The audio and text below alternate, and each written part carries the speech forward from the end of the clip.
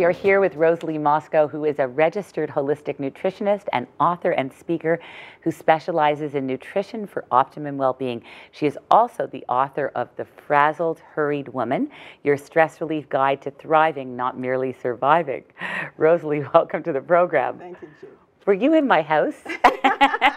Maybe you were mine. This represents a lot of women out there, doesn't it? Yes, it does. And I see it actually more and more often. And the women who really suffer the most, it seems to be people who are between the 35 and 55 age group, who have a lot of tasks, a lot of responsibility, a lot of roles to play.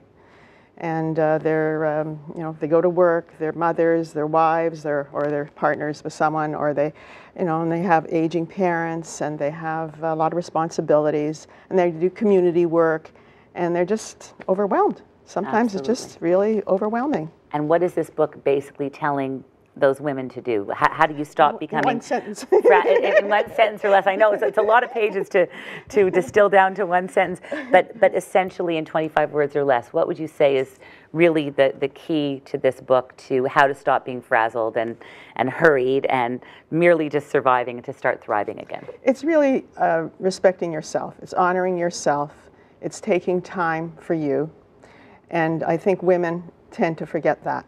Women are very good at nurturing others, and they forget themselves, and you know, they grab food on the run, and they you know they should exercise, but they're just too busy, and they just are not thinking, and they're rushing, and that rushing actually, you know, speeds up their cortisol going through the body, and they just get worn out. It wears out the body. This excess stress running through the body, the stress chemicals, the adrenaline and cortisol, it wears them out. So I think just taking time and honoring themselves, and it's okay. It's okay to honor yourself.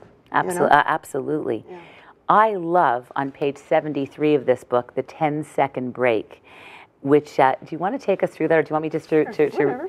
Yeah, do you want to just read what's involved in the 10-second break? Because I just love what you're saying. Well, we can actually do it. Can we actually do this? Rosalie will lead us, and would you be prepared to do this with us? It's just a little breathing. It's no one fall asleep on me.